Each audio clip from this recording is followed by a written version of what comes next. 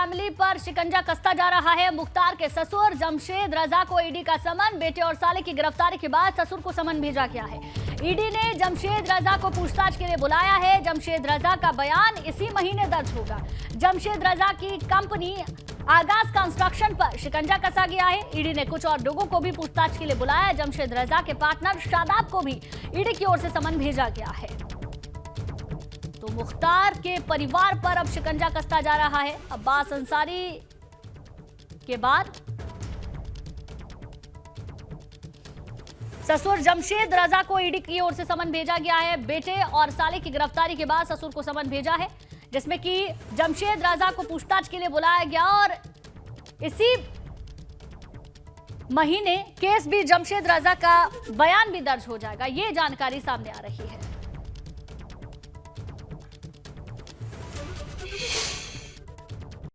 बाहुबली मुख्तार अंसारी के खिलाफ दर्ज मनी लॉन्ड्रिंग केस में ईडी की जांच का दायरा लगातार बढ़ता जा रहा है। ईडी की टीम ने पहले ही मुख्तार अंसारी के विधायक बेटे अब्बास अंसारी और साले सरजील रजा को गिरफ्तार कर अपनी कस्टडी में रखा हुआ है और अब ये जानकारी मिल रही है कि ईडी की टीम ने मुख्तार अंसारी के ससुर जमशेद रजा को भी समन जारी किया है। समन जारी कर उन्हें पूछताछ के लिए तलब किया गया है।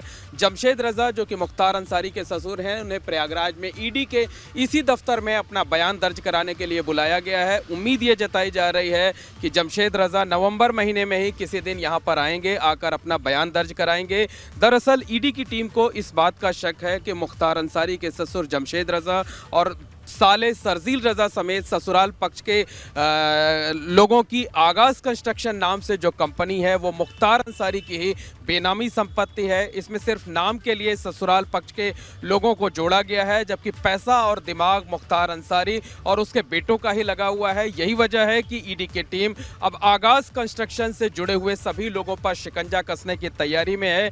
बेटे सरजील रजा को, जो मुख्तार अंसारी के साले सरजील रजा को ईडी की टीम पहले ही गिरफ्तार कर चुकी है। अब ससुर जमशेद रजा को ईडी ने समन जारी किया है। इसके साथ साथ आगाज कंस्ट्रक्शन के जो पार्टनर्स हैं उन्हें भी समन जारी किया जा रहा है, उन्हें भी पूछताछ के लिए बुलाया जा रहा है। कैसे तेजी दिखा रही है, जिस तरीके से लगातार कार्रवाई कर रही है, जिस तरीके से उसकी जांच का दायरा बढ़ता जा रहा है, उससे कहा जा सकता है कि आने वाले दिनों में मुख्तार अंसारी के परिवार से कई गिरफ्तारियां हो सकती हैं। उसके कई करीबियों को ईडी की टीम हिरासत में ले सकती है, उन्हें समन जारी कर सकती है। इसके साथ साथ कई बेनामी संपत्तियों को ईडी जब्त भी कर सकती है।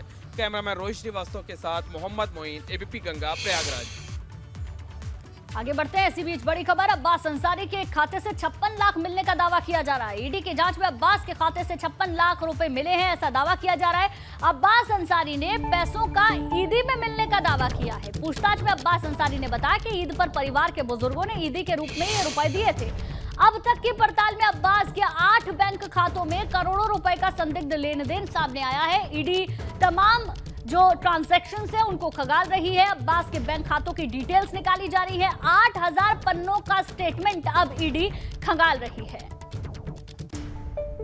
56 लाख मिलने का दावा एक खाते से अब्बास अंसारी के से ईडी ने किया है और इस पर अब्बास अंसारी का यह कहना है कि ये जो पैसा है ईदी के तौर पर, ईद पर परिवार के लोगों ने ईदी के रूप में इसे दिया था।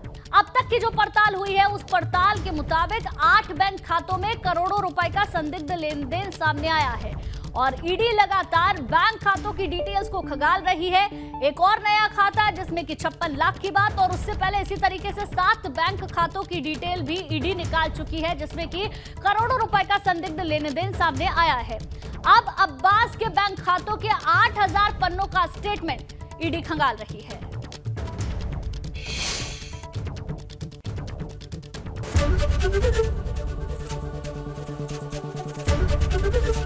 एबीपी गंगा, खबर आपकी, जुबान आपकी।